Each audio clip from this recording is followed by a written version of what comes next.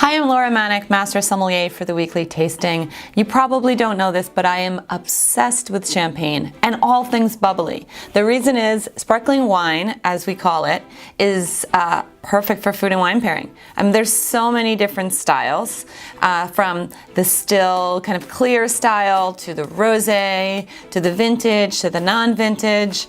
And sparkling wine is one of the best and most versatile for food and wine pairing. Think about these cold oysters and a glass of, clean, crisp styles of sparkling wine, or a juicy burger with French fries and a bottle of rosé. Pretty much sparkling wine just rocks. Not to mention the fact that throughout France, you have a wine style called Crémant, and Crémant is an incredible value, probably France's most value-oriented wine in general. So this week, we're exploring 4 different wines, all sparkling, all delicious bubbles. They're going to refresh your palate, and let's get started. Let's dive right into our first wine. So there's a region in France, and it's called Bordeaux, and it's in the southwest part of France. And you probably know Bordeaux for red wine, because that's what it's most known for. Even white wine, delicious white wines that are sometimes oaked. Well, I think I'm kind of bringing you the best of both of those worlds, and it happens to be bubbly. So this is a Crémant. A Crémant is a style of wine. All it means is champagne style made outside of Champagne in France. So in this case, Crémant de Bordeaux would be sparkling wine made in Bordeaux. The grapes for this wine are a red grape and a white grape. So the white grape is Semillon, which is the local white grape, and the red grape is Cabernet Franc. So what I find the most exciting about this is, how can you make red wine grapes into white wine? Well, the process of which you handle the grapes during harvest is so gentle, and you bring those grapes into the winery and you separate the skins of the Cabernet Franc from the juice that's white in Cabernet Franc and also in Semillon. So this gentle pressing gives you flavor but none of the color. So in this case, this Crémant de Bordeaux is, ooh, I love the smell of bubbles in the morning.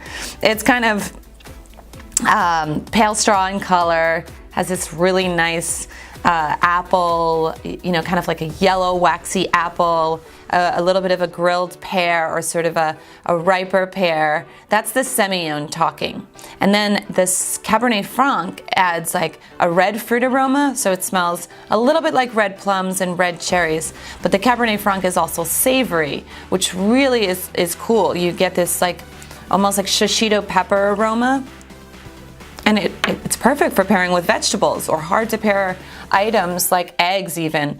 The end of the nose is like real toasty. So the wine spends 9 months aging on the lees, which is just the type of yeast that's inside of the bottle during fermentation. And it gives that brioche, that bread, that biscuit aroma.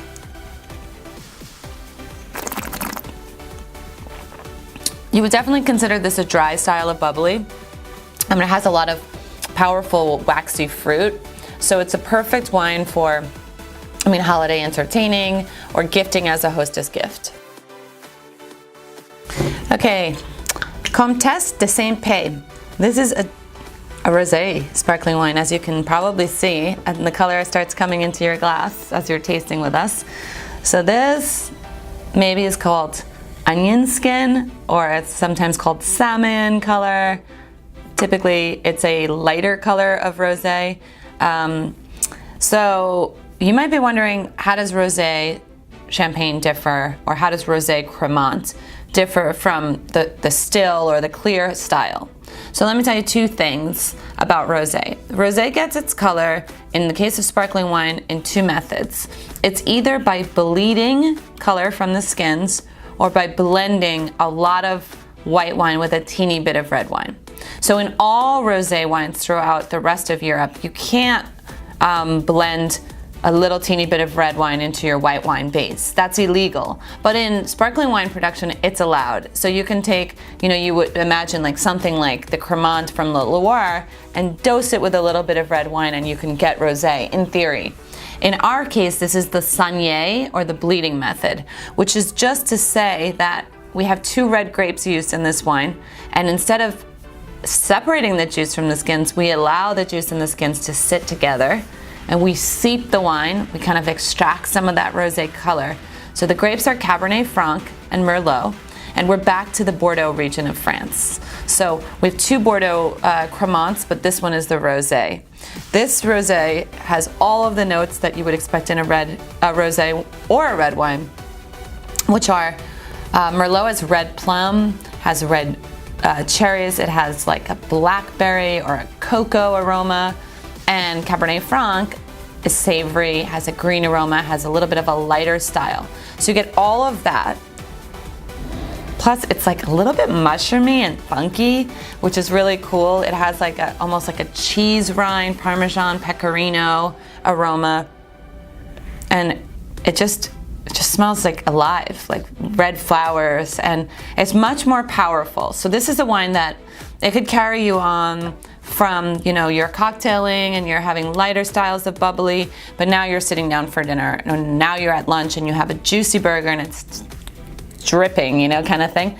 You want something refreshing and bubbly, kind of scrub that fat of the burger, but you need it to be as intense as the actual food. So I think about duck, I think about pork, I think about burgers every time I think about a delicious glass of rosé bubbly. So speaking of Crémant, we have more Crémant.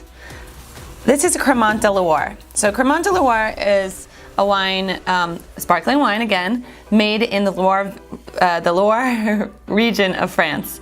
And the Loire Valley is this long and incredibly beautiful river, and the area surrounding this river, it's the wild river that runs from the Atlantic Ocean into from France all the way through the center of France to the Sancerre region. So imagine this windy road, and there are all these little towns around the road. The town that we're talking about, or the region we're talking about, is called Anjou, and Anjou produces incredible sparkling wines. I mean, I would say probably one of the best sparkling wine regions in France outside of Champagne. So in this wine, you have a couple of grapes. You have the grape Pinot Noir, you have a grape Chardonnay. So those are the traditional Champagne grapes. Those are like what makes Champagne Champagne. Then you have a grape called Groslo, and then finally Chenin Blanc. So Pinot Noir is elegant. It's floral, it's cherries, it's all of the red fruit that you want in your sparkling wine. The Chardonnay gives acid, and it gives like a really fresh, zippy quality. Groslo is more of like, it's a blending grape, but Chenin Blanc is exotic. Chenin Blanc smells like pineapple and wet wool and kind of like a blue cheese thing. But the most important thing about this wine that I love is that it's searing, like refreshing acidity. So you have, again, a pale straw, really fine mousse. That's the little bubbles that kind of come to the surface. On the nose, it's more citrus instead of apple and pear. So it's lemon rind, lime rind, tangerine. But then it comes through with like that grilled pineapple, a little bit of this minerality we talk about a lot in wine, that just like the idea that you could smell fresh stones in a wine.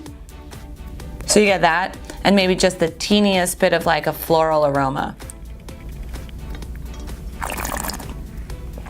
You'll notice that this one feels a lot drier. They're both dry, but this one makes your mouth salivate. It makes my mouth produce moisture. It makes my belly crave food. It's like salt and fried food and acid and oysters just like freshly shucked. This is what your mind goes to when you have this crisp acidity. It's like squeezing a lemon on something. This wine is that long finish, not as yeasty, but really a perfect aperitif or seafood or raw bar sparkling wine. I think we need a little joy in our life, and this sparkling wine, the last in the pack, is called Joy. Joy to me is a little different than the other three in your pack, because Joy is done in what we call not necessarily traditional method or method champenois. So this style of making sparkling wine is you ferment the grape juice with the yeast and you make wine the first time, and it's in a tank. And then you add a little bit more yeast and sugar to the tank, and you intentionally make it re-ferment. and then you bottle it, and sometimes you bottle it with a little bit of extra carbon dioxide just to keep the bubbles. This is called like Mousseux in France. So it's the only one of the styles that's not method champenois. That means that the secondary fermentation happened in the bottle. It doesn't make it better or worse, it's just a style. In the Joy, you get all of the freshness of the fruit without any of the yeasty, brioche, bread, toasty qualities. When you ferment a wine in the bottle with the yeast and all of the other three, you're gonna get a ton of that yeasty quality. So that's Joy. You can smell already that it's fresher and it's more honeyed, more blossoms, like all the types of fruit blossoms you can imagine.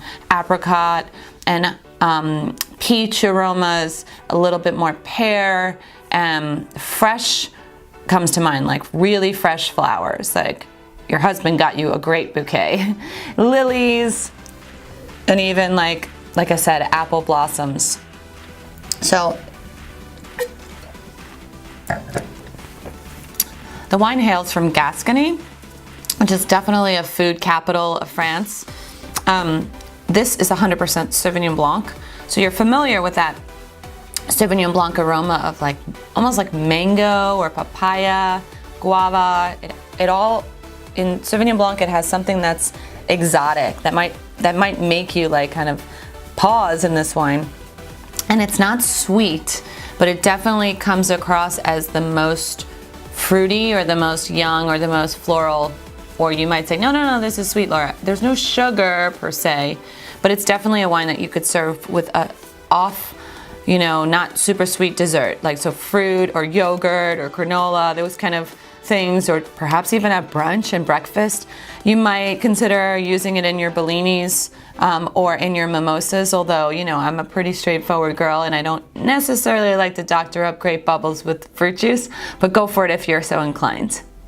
There's nothing better than bubbles. There's nothing better than exploring 4 different styles of sparkling wine from 4 different producers and trying them either side by side or trying them from one week to another. I think we all need to really get on this bubble train and start drinking bubbles more than just on special occasions.